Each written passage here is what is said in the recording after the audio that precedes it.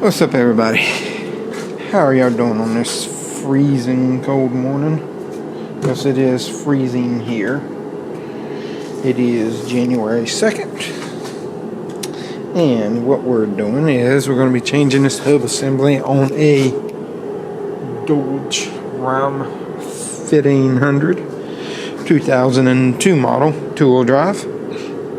And this one has some wheel bearing play. I don't know, can't really see it, but I'm not really pulling all that hard on it, but it does have wheel bearing play on the passenger side front. So we are going to change this out, and I'm going to show y'all how to do this. Have to set y'all up first. That is a little blur. There we go. And the way we want to do this is try not to trip. Caliper, bracket, rotor comes off. We're going to first start with our speed sensor. So the new one should come with one. Which time we do. We got it ordered, we just don't have it in as of yet. Pulling out all the little attachments and brackets and stuff, and then up inside of here is our connector. I'll say up inside there, and I'm not even showing y'all. But up inside of here is our connector. Got a safety tab if I can push it up. My fingers are cold.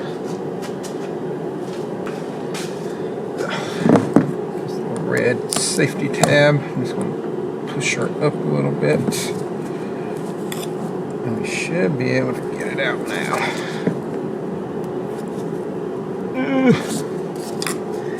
I see that, but she don't want to come off.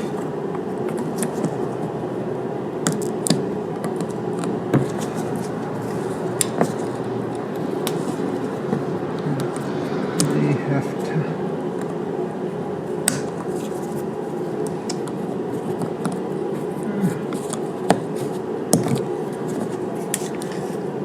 hate these little safety tabs that Dodge puts on here. Why are you not coming off?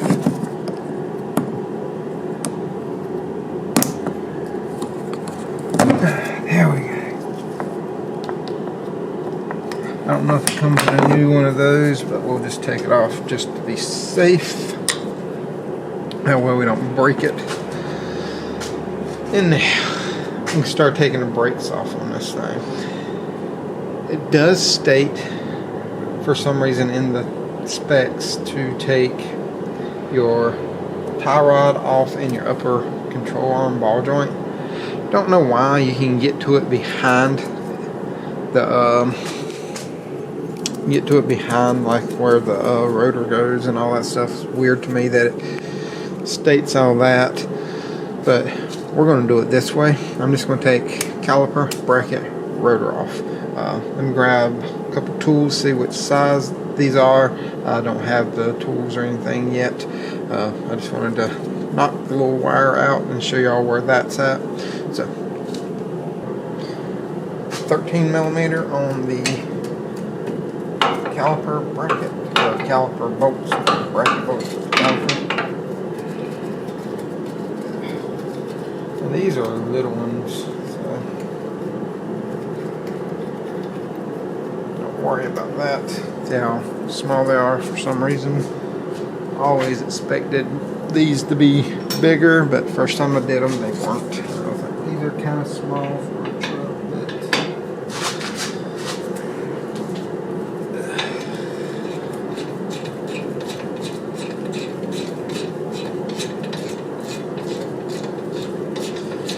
it's freaking cold today, people.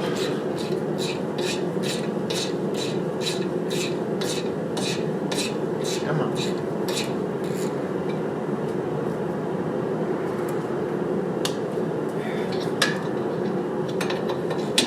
Hands don't want to work. It's too cold. tell I don't like cold weather. Wish it was like 85, 90 all year round. But that's me. A lot of people don't like that.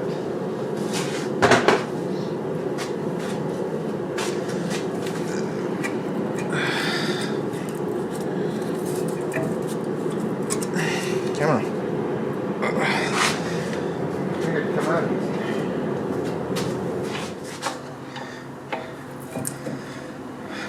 Come on. There we go.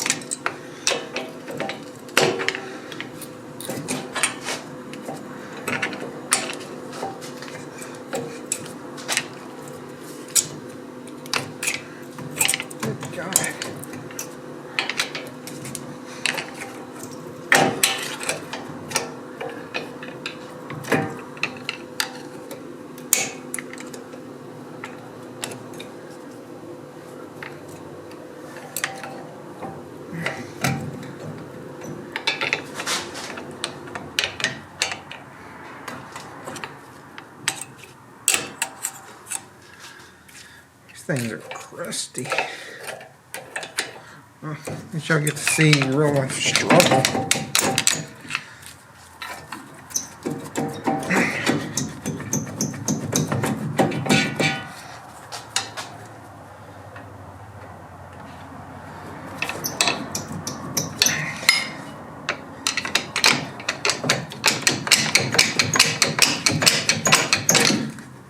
Good God. 3 hours later. Go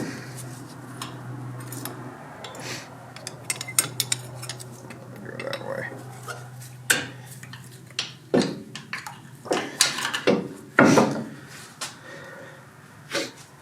Now that we got that off, took way too long to do, we can take the whole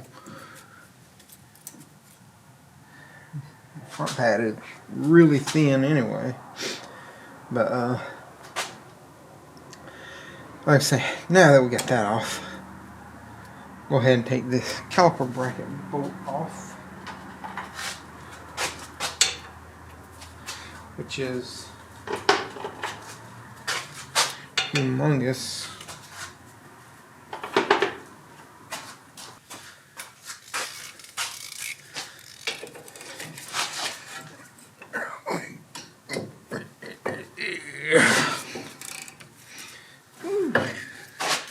Yeah, a little twit. Alright. On the bottom.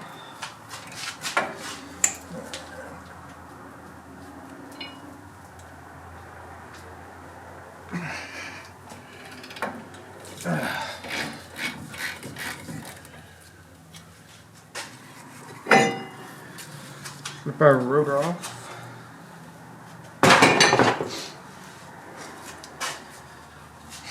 Now we're at the part where we can actually start taking the wheel bearing off.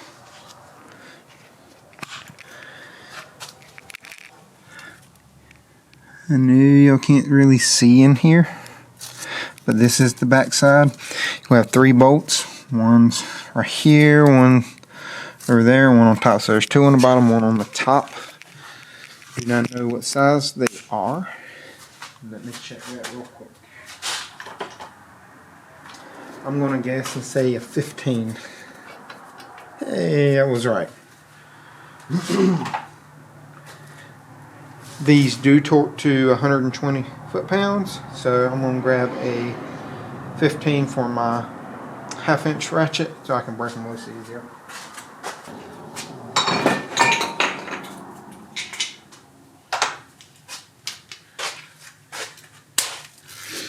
I'm going in through the front.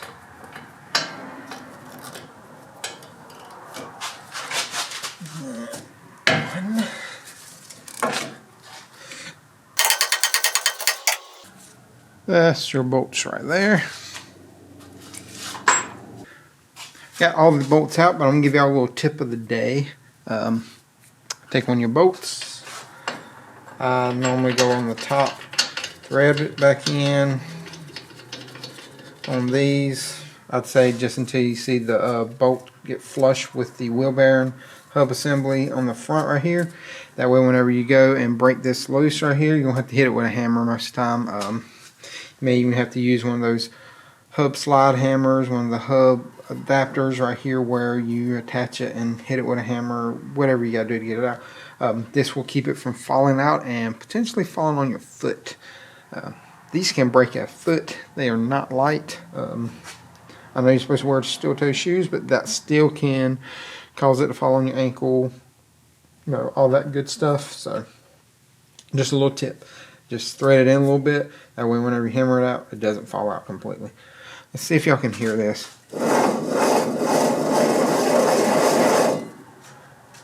Wheel bearing isn't supposed to sound like that. Right. Hammer, hammer. And yes, I know, I live in the South. Things come off a whole lot easier than if you live in the North. I'm sorry about that. This already broke loose.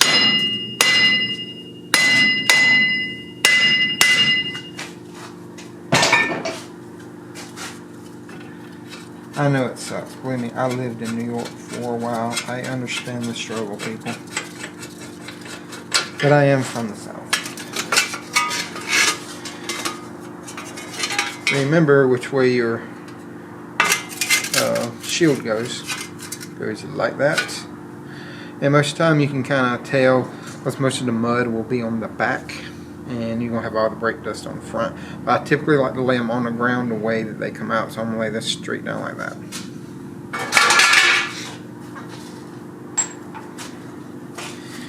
And here is our rusty, crusty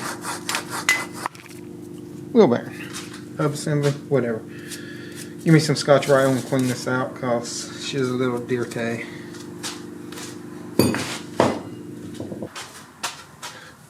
Small piece of Scotch-Brite by hand. You ain't gotta go crazy on it. This is an aluminum knuckle. And if you do have a lot of crust on there, you can take a burr bit and just go over it real lightly. Now this one's got some right here, as y'all can see. Not horrible, but. Or you can even take a flap wheel, you know, on a little straight grinder and just kind of whip it in and out of it. I'm going to have to call parts place and see what my parts are. We ordered these things, I think on Monday, and they're still not here. I mean, I know yesterday was New Year's Day, but still.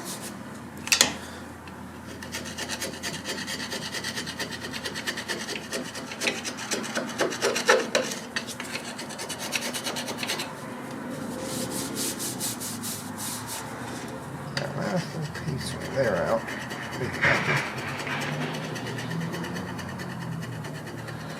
Somebody's making some racket outside.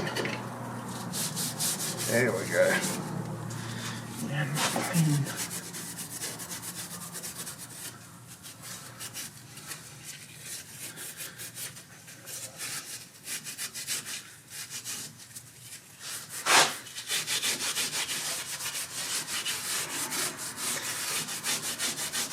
I'm not looking to make this brand new, people.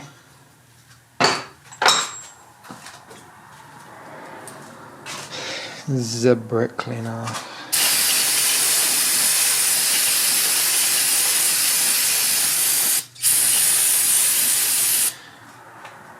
Viola. Now, just gotta wait for the hub assembly. Gonna make that call. See where it's at, because I don't even have part number for y'all. So we got our part in.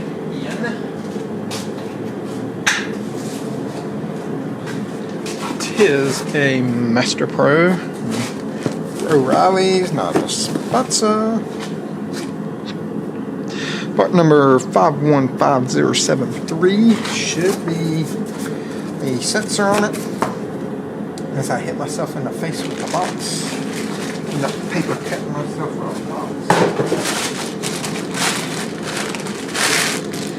And there she is. Sensor in hand. Nice. So, make sure you don't forget to put your backing plate on here.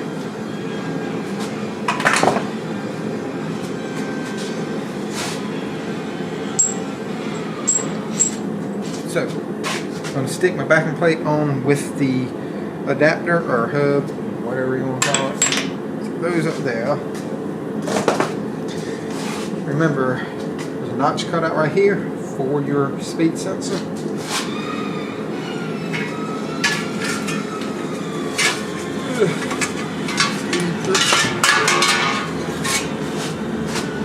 Feed it through there.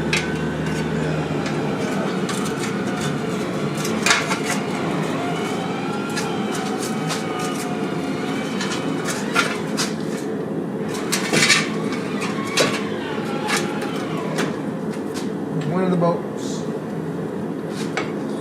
Starter. Where are ya?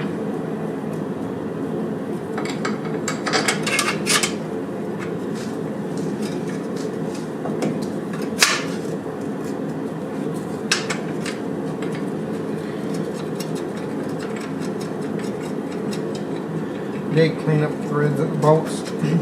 There was no thread locker on there, and from what I found online, I did a little bit of research. Doesn't seem like factory put some, and everything that I saw did not say anything about putting thread locker on it. And probably not a bad idea to do it, but I didn't do it on these. If that is wrong, please let me know.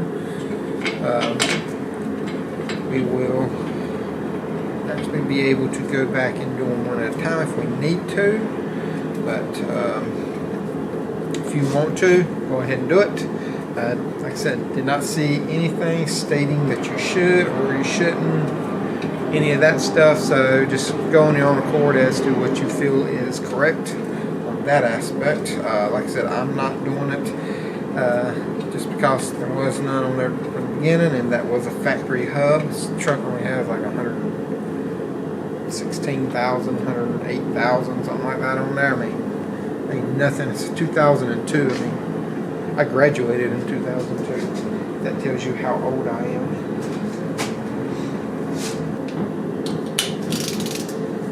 Got some started. Now we're going to go ahead and torque them down. 120. That's what these torque to.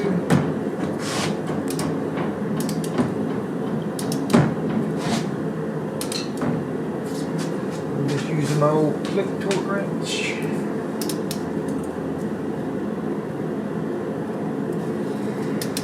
Should be getting close. Just like to click them several times. I will go back over them.